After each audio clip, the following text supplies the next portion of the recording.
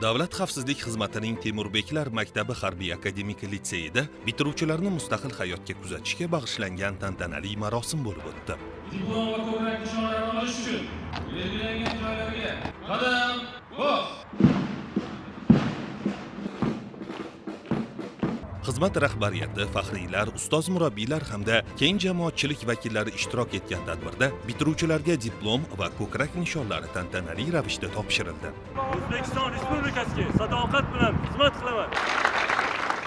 Tadbirda so'z olganlar mamlakatimizda yosh avlodni har tomonlama yetuk, zamonaviy bilim va ko'nikmalarga ega, mustaqil fikrlaydigan hamda milliy qadriyatlarga sodiq insonlar etib tarbiyalash davlatimiz rahbari olib borayotgan siyosatning ustuvor yo'nalishlaridan biri ekanligini e'tirof etishdi.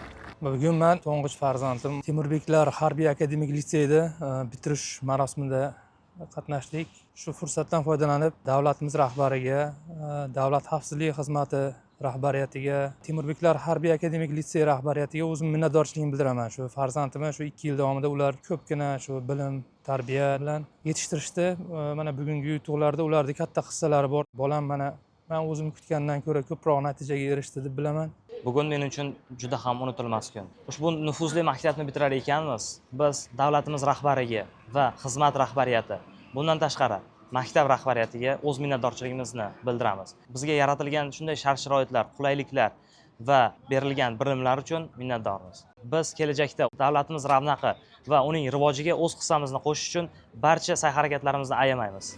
Bugungi kunda litseyda harbiy ta'lim bilan bir qatorda aniq va tabiiy fanlar, xorijiy tillar o'qitilmoqda. Shuningdek, o'quvchilarning raqamli texnologiyalar, robototexnika va sun'iy intellekt imkoniyatlaridan foydalanish bo'yicha zarur ko'nikmalarga ega bo'lishlariga ham alohida e'tibor qaratilmoqda. Ta'kidlash lozimki, ta'lim jarayonida Temurbeklar maktabida o'quvchilarga nafaqat chuqur bilim va ko'nikmalar beriladi, balki mustahkam iroda, fidoyilik va yuksak vatanparvarlik tuyg'usi ham singdiriladi.